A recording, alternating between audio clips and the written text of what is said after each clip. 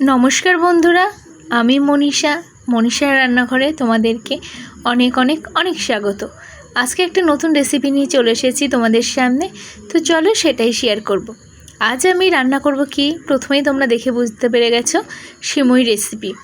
এই সিমুই সবাই কম বেশি সবাই জানে, তো সবাই করতে পারে, সবাই বাড়িতে কম বেশি সিমুই রান্না করে। কিন্তু আমি আজ একটু অন্যরকমভাবে করার চেষ্টা করব।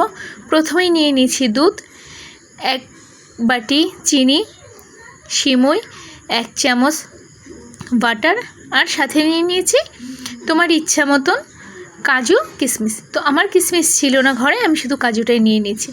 তারপর কড়াইটা গরম বসিয়ে দিয়েছি। গরম হয়ে গেলে তার মধ্যে বাটার দিয়ে দিয়েছি। বাটারটা দিয়ে তার মধ্যে একটু লাল লাল করে ভেজে নেব কাজু বাদামগুলো। তো কাজু বাদামগুলো লাল লালভাবে ভাজা হয়ে গেছে। এবার আমি আস্তে করে নামিয়ে নেব। আর যেটুকু বাটার আছে তার মধ্যে আমি আর সামান্য একটু বাটার দিয়ে দেবো। সামান্য একটু বাটার দিয়ে তার মধ্যে আমি যে সিমুইগুলো রয়েছে, বাজারে অনেক ধরনের সিমুই পাওয়া যায়। এই সিমুইটা, যে সিমুইটা আমি এনেছিলাম সেটা কিন্তু ভাজার সিমুই না।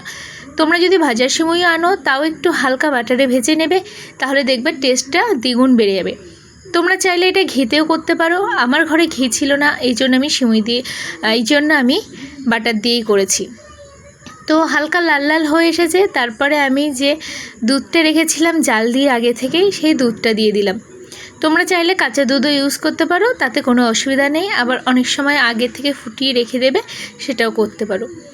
এখানে মিষ্টি জিনিস তৈরি করছি, একটু ব্যালেন্সটা ঠিক রাখার জন্য দিয়ে দিলাম হালকা একটু লবণ, সেটা নিজের পরিমাণ মতন দিয়ে দেবে।